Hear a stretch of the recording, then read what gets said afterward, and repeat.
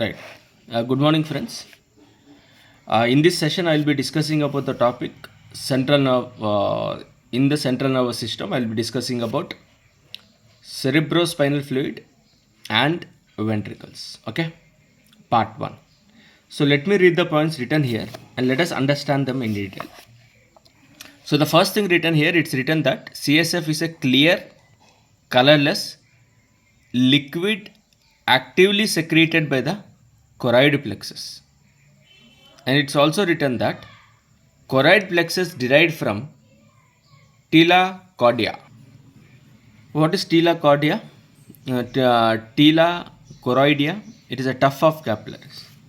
And it's also written that choroid plexus of lateral ventricle and the third ventricle are derived from anterior and posterior choroidal arteries. And the next point written here, choroid plexus of fourth ventricle is derived from posterior inferior cerebellar artery more than anterior inferior cerebellar artery. So let us understand now what is it trying to tell us. He is trying to tell us that CSF, right? CSF is a clear colorless. Understand, it's an clear colorless liquid actively point here. So okay, yes, so let me zoom in here. Yes, so if you observe carefully, it is an CSF is an clear, it is a clear, it doesn't have any color, and it is secreted by the choroid plexus. And what is choroid plexus? Choroid plexus derived from tela choroidea. What is tela? Tela is nothing but it's a layer of tissue, right? Choroidea is tuft of capillaries. So if you look into this, the section of an brain, okay, this is a section of a brain. Where exactly, if you observe carefully, this is the outer point is the skull. Okay, outer point is skull. Next point, let us understand in detail in the further session, but time being we need to know this is what, this is a cerebrum, this is lateral ventricle, this is a third ventricle, you got a fourth ventricle. If you observe carefully here, you have a cells, okay, right? You have something which is lining here. So these are choroid plexus, right? These are choroid plexus. So CSF, observe carefully, this CSF is produced from this choroid plexus, right? Produced from the choroid plexus. And what are these choroid plexus? They are tuft of capillaries. So these are the tuft of capillaries. Tuft of capillaries. So in the next point written here, it's written that choroid plexus of lateral ventricle and the third ventricles are derived from anterior and the posterior choroidal arteries. Now, if you observe carefully here, this is an choroid plexus. Those are nothing but choroid plexus are nothing but they are tuft of capillaries. What do you mean by this capillaries? Now, from where does this capillary comes, right? So the capillary comes from the blood vessels, right? So who are supplying or who is responsible for the formation of this choroid plexus? If you observe carefully here, you have an anterior aspect and the posterior, or you can look into this. This is an anterior aspect and the posterior aspect, right? From the anterior aspect, observe carefully. From the anterior aspect, say example, if this is a point, we'll deal in the further session. You have an artery, right? Internal carotid artery, right? Internal carotid artery. You have got an external carotid artery that is totally different, and this is an internal carotid artery. And this internal carotid artery, believe, right? This internal carotid artery, they give a branch, right? That is which is in the anterior aspect. So you call that as an anterior choroidal artery, right? Anterior choroidal artery. This is an anterior choroidal arteries. Okay, do you understand? And the next important aspect here is this is the posterior aspect of the choroidal plexus.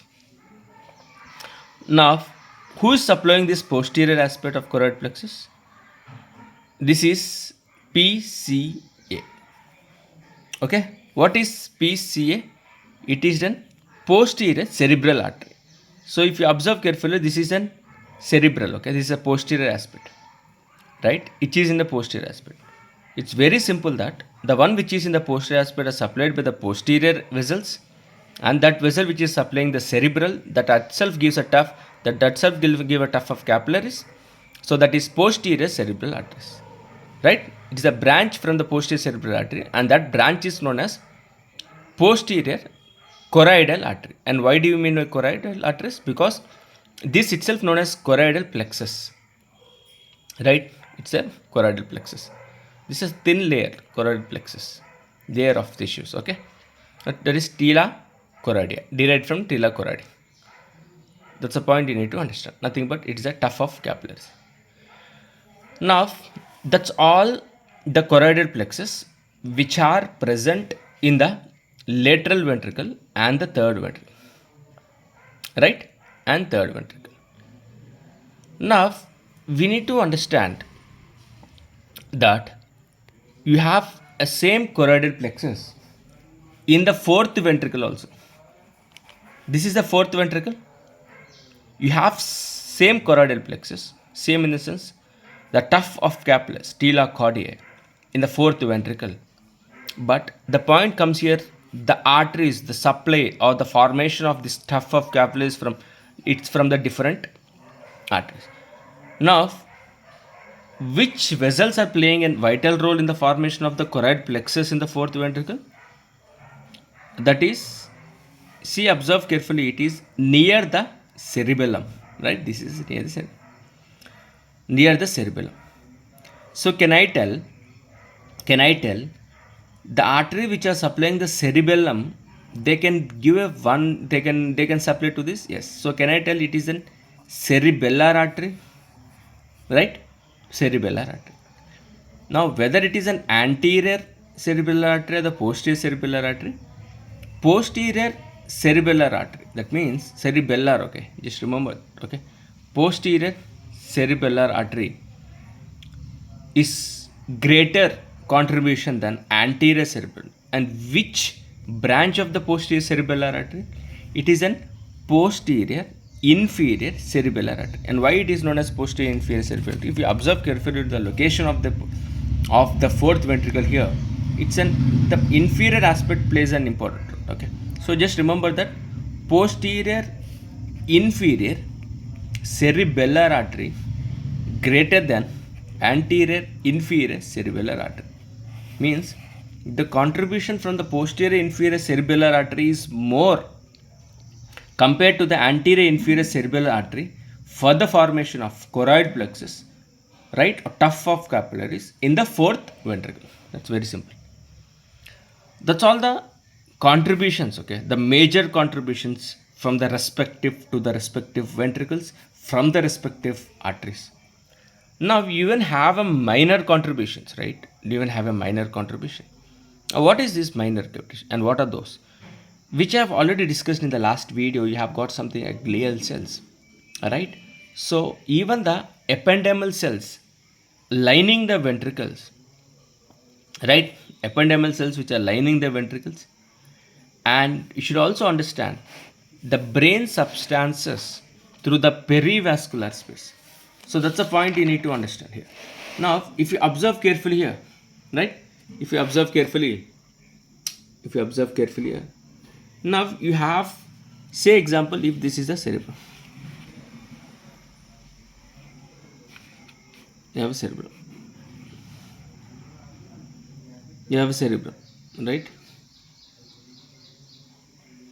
You have a cerebrum and you have a cilia. You have a cilia. You have a cerebrum. You have a cilia. And observe carefully here that these are the ependymal cells which are lining the ventricles. They also help in the contribution of production of CSF in the minor aspect, right? Along with that, even if you look into this, the perivascular space, right? It's a perivascular space. Peri means around, vascular means it's a blood vessels. Around the blood vessels you have a space, right? So the brain substance through perivascular space, even this also, the brain substance through the perivascular space, they also play a minor role in the production of the CSF. Now in the whole of these which I have already discussed, if you observe carefully, this is the diagram which tells you about the choroid plexus. This tells you about the anterior aspect and the posterior aspect of the choroid plexus in the lateral and the third ventricle. When I tell you in the lateral and the third ventricle, in the anterior and the posterior aspect, believe me, you need to understand that the anterior, right, anterior choroidal artery is a branch from this internal carotid artery. Posterior choroidal artery, right, is a branch of posterior cerebral artery. And I've already discussed about the fourth ventricle. If you look into this diagram, the choroidal plexus, a tuft of the capillaries which are lining the fourth ventricle, they are from the major contribution of, remember, it's the posterior aspect, posterior inferior cerebellar artery more than anterior inferior cerebellar artery, right? That's the basic concepts of the production of CSF, right? So now let us discuss the important aspects of the circulation of CSF. Okay, circulation of CSF. Right. Coming to the circulation of CSF here, let me read what's written. Okay, it's written that circulation of CSF formed in the lateral ventricle, fine. Foramen of Monro, fine. Third ventricle, very fine. Aqueduct of Sylvius, fine. Fourth ventricle, fine. Then you have central canal of spinal cord, fine. From there, fourth ventricle, a central canal of spinal cord, it's fine. And subarachnoid space, fine. Via the foramen of Megendie, that is an medial aperture, fine. And formation of Luschka, that is a lateral aperture, very good. These two foramens are present in the inferior medullary velum. And it's also written that if you observe here, foramen Megendie and that leads to cisterna magna, and you have foramen Luschka, you have something known as cerebello-pontine angle system. Now let us understand, okay, let us understand now what are they trying to tell us and what are they looking at. So let me take the same concept here, or if you look into the diagram, which it's already written in our diagram here, look into this main important aspect. Okay, so now we have already discussed about the formation of CSF, right? Formation of CSF. Now it's time to understand, right? Time to circulation of CSF. The first point written here is formed in the lateral ventricles. Then from the foramen of Monro, it goes to the third one. So observe carefully, right? Observe carefully. This is a lateral ventricle, right? This is the lateral ventricle. This is the third ventricle, right? This is the fourth ventricle. Understand? This is lateral ventricle. This is third ventricle. This is what? This is the fourth one. Now, if you look into the points here, the CSF which is produced, right, in the lateral ventricle by the choroid plexus, it moves into the third ventricle via the foramen of Monro, or the name, same other point here is interventricular foramen. You have a foramen between the two ventricles, that is an interventricular foramen. So, or the foramen is also known as foramen of Monro. From there it goes to the third ventricle. From the third ventricle, it goes to the fourth ventricle by a passage known as cerebral aqueduct. Okay, you have a duct like such. This is a cerebral aqueduct. Okay, cerebral aqueduct of Sylvius. This is the point. And from the fourth ventricle, observe carefully, fourth ventricle, the CSF can travel, or it travels through the canal, central canal of spinal cord. This is a spinal cord. Okay, this is a central canal of spinal cord. One aspect. Or it can also go to the subarachnoid space. Observe carefully here. First you have a dura mater, ostial layer, and you can look into this. This is a meningeal layer of dura mater. After that, below that you have an arachnoid layer which is lining the meningeal dura mater. Below this arachnoid layer, observe carefully, this is an arachnoid layer, this blue one, it is an CSF, the one which is coming here, right? So if it travels straight, it goes into the spinal cord, central canal of spinal cord. This CSF can go medially, okay, through the aperture known as foramen of Megenji, M for M, right? Observe here, M for M, Megenji, foramen of Megenji. This is the medial aperture, right? From this medial aperture, that is a foramen of Megenji, it goes into the space known as subarachnoid space. This is a subarachnoid space, right? And this CSF can enter into the subarachnoid space through the lateral opening. So you observe carefully, this is the lateral opening, and this lateral opening, L for L, that is Luschka, foramen of Luschka. So at the end of this, the medial aperture known as foramen of Megenji, on the lateral aperture known as foramen of Luschka, these foramen helps in the passage of CSF into the subarachnoid space. And if you observe carefully, where does these two foramen located? These two foramen are located in the inferior medullary velum. So this is what, this is an superior medullary velum. This is an inferior medullary velum. So they are located in the where? They are located in the inferior, this aspect, inferior medullary velum. Okay, inferior medullary velum. Understood? So that's the basic point you need to understand. There are the next two important points here. Now foramen Megenji, you have an cister magna, right? Foramen Luschka, you have an cerebello-pontine angle. So we need to understand two important points here.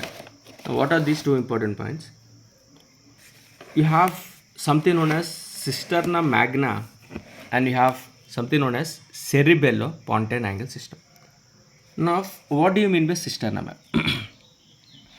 The CSF filled space located in the posterior fossa, dorsal to the medulla and caudal to the cerebellum.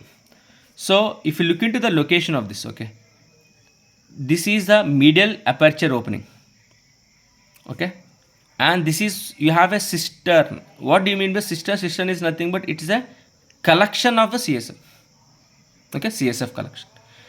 This CSF field located in the located in the space, okay, it is space in the posterior foramen, and this located space which is present in the posterior foramen, dorsal to the medulla, this is the medulla oblongata, caudal, that means tail to the cerebellum, this is an cisterna magna.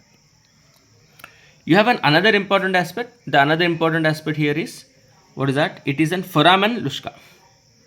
Foramen Luschka, it is a cerebello-pontine angle system. Cerebello-pontine angle system. So this is what, this is a medial aperture which I have already discussed. This is what? This is a lateral aperture. Right? This is a lateral aperture.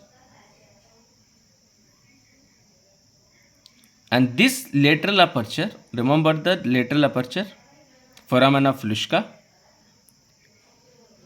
it has something known as cerebello-pontine angle system. This is a pons, this is a cerebellum, right?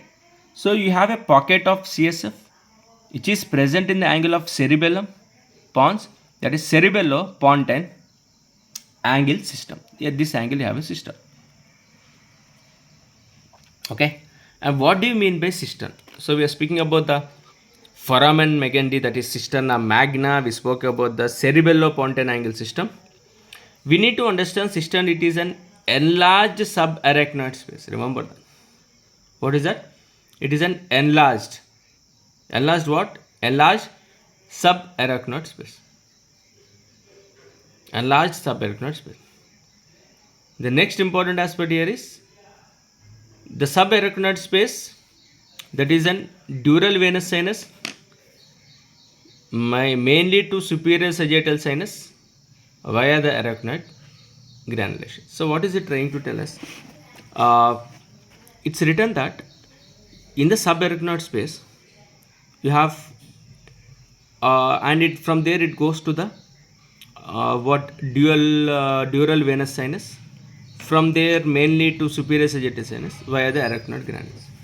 So if you observe carefully here, right, this is the diagram which this is a section I have taken. If say example, if this is the brain, I have taken the section of this and I drew it. So let me read the findings. So you can look into this. This is a cerebral, okay, cerebrum. This is an arachnoid matter. Okay, this is pia mater. This is a dura mater. So this is a dura mater, first layer, dura mater, second layer. This is an arachnoid layer, then pia mater. Below the arachnoid layer, you have got something known as subarachnoid space. This is what? Subarachnoid space. This is a subarachnoid space. Okay, this is a subarachnoid space. Subarachnoid space. Now, the CSF which is present in the subarachnoid space, the excess has to be it has to go into the, this is a vein, superior sagittal vein. Okay, superior sagittal vein. Now how does the CSF travel from this subarachnoid space into this superior sagittal sinus? Through these projections. You can observe here, through these projections, right? These projections, what are those? Those are known as arachnoid granulations, right? Arachnoid granulations. So through these arachnoid granulations, they move the CSF fluid into the suprasagittal sinus, right? That's all about the production and the circulation of CSF. In the next session, we'll be dealing about the application. Thank you.